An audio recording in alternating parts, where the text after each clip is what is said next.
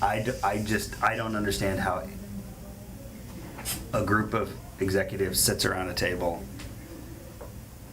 and in 2017, with multiple retailers going out of business, decides it's a good idea to open up stores. Invest millions on that. Somebody wrote that exact comment. Who are you kidding? The void left by H.H. Gregg will be filled by Amazon.com and other online retailers, not by you. They should be taking whatever money they're putting into opening these stores and be putting it into figuring out how they adapt their business model. That's crazy. That's crazy.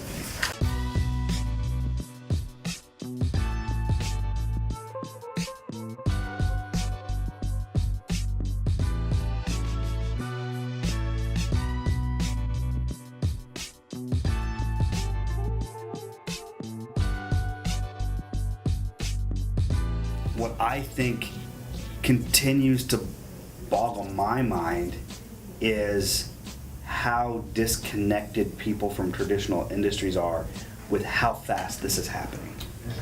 Who So Moved it's- My Cheese? What's that? Who Moved My Cheese? Yeah. What's your favorite book? That's one of my favorite books, because it's so relevant. Like, it's always relevant. Yeah. Things are always changing, and people are always unwilling to change. Right. Because So every business has a life cycle. humans are inherently linear creatures. So we think about the world linearly. Technology grows exponentially. Yeah. So when you look at a linear curve versus an exponential curve, the further you get on that curve, the more those two things diverge, which Mhm. means the more that we as humans are underestimating how quickly things are happening. Mm-hmm. And so I think we're at this interesting point where if you get that, You could make it there's a lot of opportunity. Yeah. And if you don't, you're watch out, because it's just gonna be it's gonna be bad. I'm just always constantly asking myself, how do we capitalize on a changing landscape? Right? If there's a wave happening, how do you ride the wave versus get crushed by it? Get smacked into the bedrock. Yeah. And what too many people do is argue about where the wave is, how big it's gonna be, just accept there's a wave and figure out how you ride the wave. Put all of your energy into figuring out how to ride the wave versus spending any energy debating whether it's there. Because There's always a wave. There's always a wave. History tells us there's always a wave. Yeah. One of my favorite quotes is, there's some guy that bought 100 horses the day before Henry Ford invented the Model T. And that guy was wrong. So how do you end up not being that guy? So to go back to your wave comment for a second. Yeah. What have we done to ride the wave? Or what waves have we ridden? What ways have we adapted?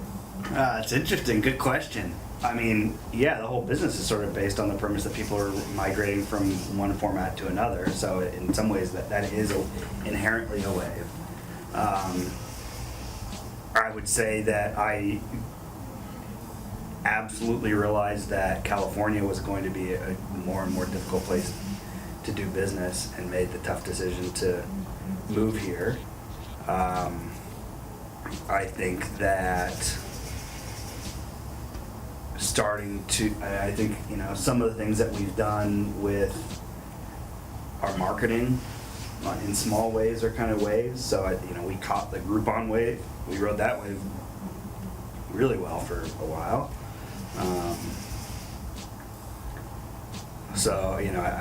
I would say that was probably a good strategic decision, and the strategic decision that we made early on was we didn't want to be the lowest cost provider. We wanted to be more focused on quality, which was the right thing, I think, from a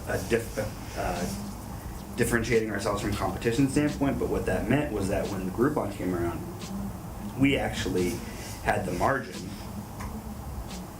to discount. And so when the world shifted from people paying full price or getting 10 or 15% discounts, we had the margin to offer a large introductory deal on Groupon. So that would be one wave that I think we rode pretty well. You know, I'm also trying to think of waves that we have missed. So I would say one thing that we were really slow to catch, and we're still probably playing catch up now, is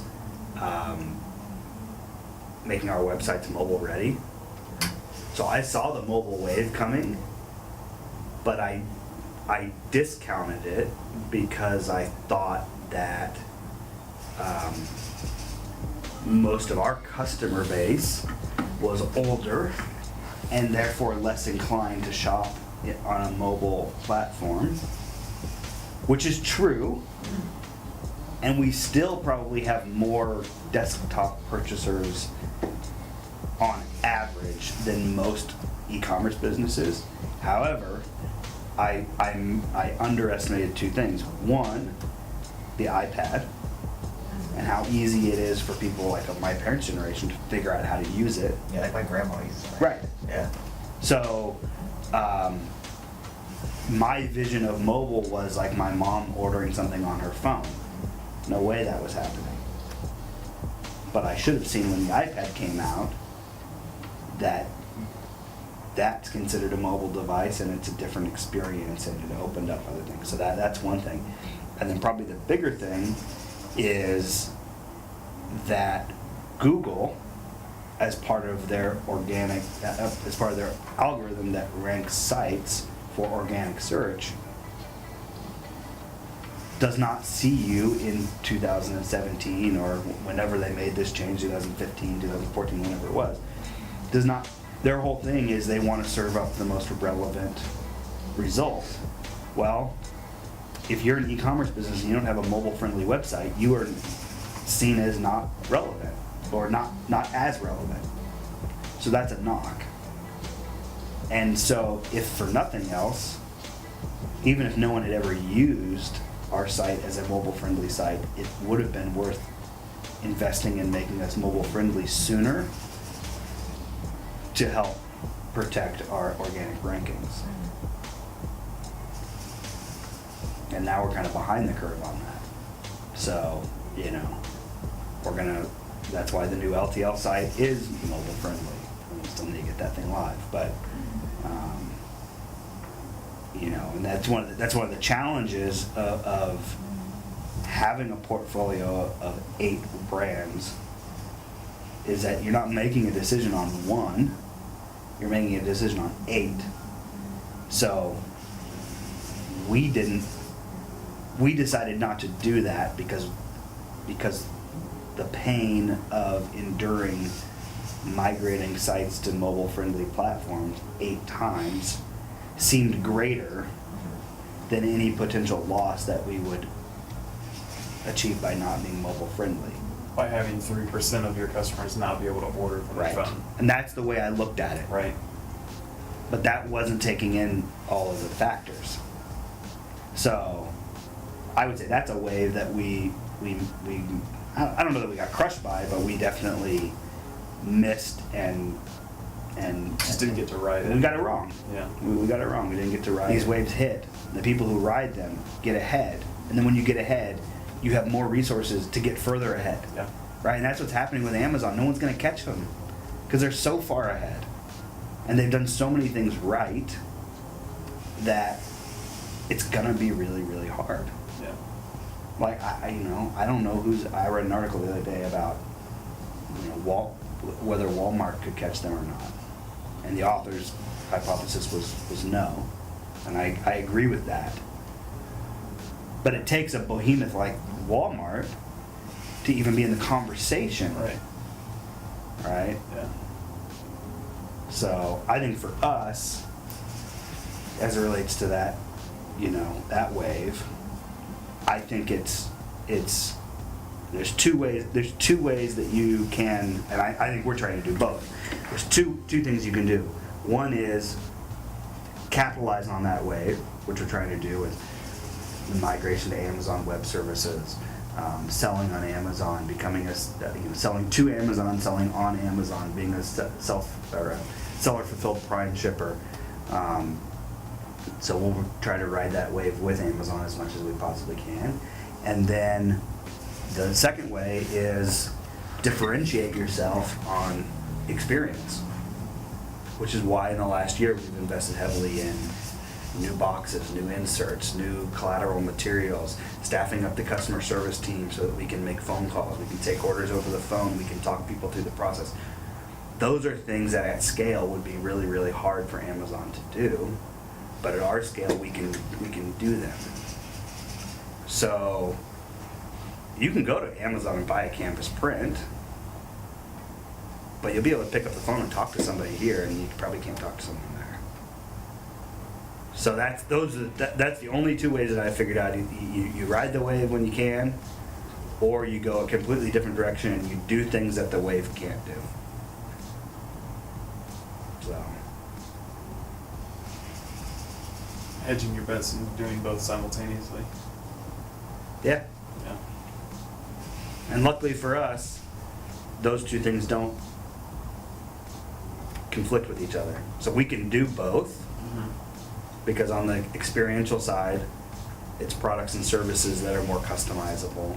Yeah. And on the sales side, it's products that are, more catalog content, SKU based. And so I'm trying to think about how can we do more of both, right? And that's what I was talking to Peyton about earlier this week is what else can we've got this amazing asset, which is, we've got a couple of amazing assets. We've got our prime status, we've got a physical facility, so we've invested in the cost of this, right? And we've got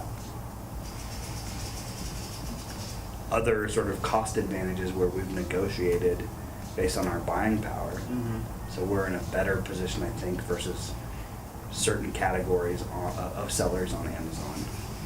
So where can we leverage those three things to sell more?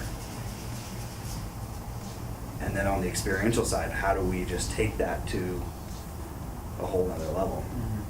Is it hard or not to focus on like the waves you missed? Like, man, Yeah. Absolutely. Because I think if you're, I'm an entrepreneur, I hate being wrong, right? I hate losing. I think you've got to be somewhat competitive by nature to be, think about it this way, and I've told people this, 90% of businesses never reach $1 million in sales, and something like 95% of businesses are out of business by year 10, or something like that. Essentially, the takeaway is a ridiculous number of companies fail, and a small percentage succeed. So inherently, to be an entrepreneur, you think in your head that you can beat the odds. And if you're the type of person that thinks in your head you can beat the odds, you definitely don't like losing and being wrong. yeah. So what I've had to kind of train myself to do is not, as much as I possibly can, not think about those things. Because it's not productive. So it's like, figure out, like that mobile thing. I can't go back and make a different decision. So regretting that or whatever is just all wasted energy. I can learn from that. I can analyze the things that I maybe missed to try and make better decisions in the future. But anything beyond just figuring out how to learn from it is absolutely wasted energy. So I've tried to just train myself not to dwell on it. And the other thing is, it's unrealistic to think that with all of the variables in our business that we're going to be batting 1,000, right? We're gonna miss stuff. We're gonna make mistakes. There's too many variables. There's too many aspects, whether it's marketing or finance or operations. Within the production, there's 100 different variables, right? So there's definitely going to be stuff that we get wrong. There's decisions that are made for certain reasons that make sense at the time that are wrong in the long term, that even knowing they're wrong, you go back and still probably make the decision, because sometimes you have to make decisions out of, like, you have to pick from two bad decisions. You don't have perfect information and you don't have unlimited resources, right? So you're trying to figure out, how do you allocate capital? How do you allocate people? Sometimes you can't afford to hire the people that you want to hire that have the experience, so you have to make do with, and so those all come with consequences, positive or negative. So yeah, is it hard to not replay things? Absolutely. But I could also literally spend all day rethinking everything. And if I ever find myself in that trap, I try and snap myself out of it. Hey everyone, if you're enjoying these videos, press the button here to subscribe to our channel and give us a thumbs up down below.